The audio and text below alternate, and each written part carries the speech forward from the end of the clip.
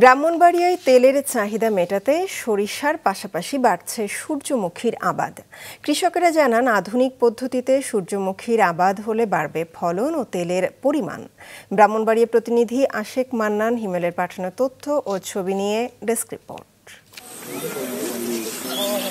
ব্রাহ্মণবাড়িয়া জেলার সবকটি উপজেলায় সূর্যমুখী ফুলের আবাদ হয়। চলতি মৌসুমে জেলায় 128 হেক্টর জমিতে হাইসান 36 ও CSMP জাতের সূর্যমুখীর আবাদ হয়েছে, যা থেকে প্রায় 211 মেট্রিক টন তেল বীজ পাওয়ার আশা করছেন কৃষকেরা।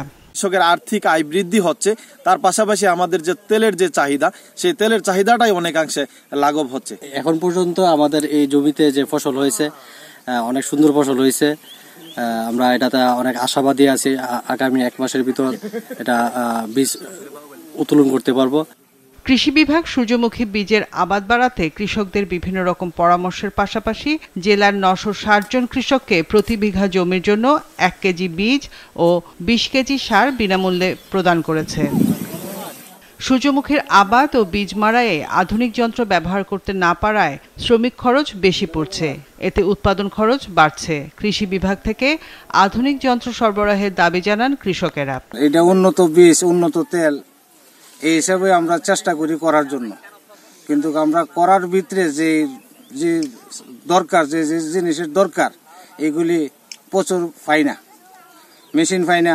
মারাইয়ের সময় আমরা প্রতি বছরে মারাইয়ের অতিরিক্ত লেবার খরচ হয়। বর্তমানে বাজার দরে লেবার অনেক বেশি, যার কারণে আমরা মারাই করতে কষ্ট হয়।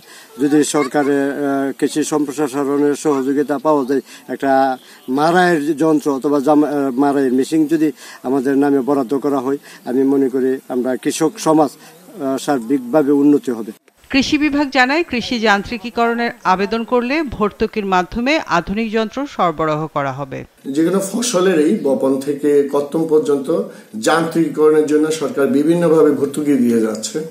তো কোনো কৃষক যদি আগ্রহ হয় যে সিডার থেকে এবারে কর্তন পর্যন্ত যে বিষয়গুলো আছে, যন্ত্রের দরকার হয়, সেই বিষয়ে আবেদন করলে আমরা সরকার ভর্তুকি মূল্যে কিন্তু এই যন্ত্রগুলো সরবরাহ করবে।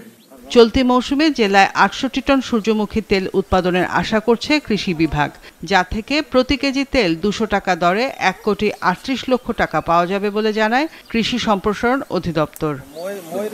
মাছরাঙা নিউজ ডেস্ক।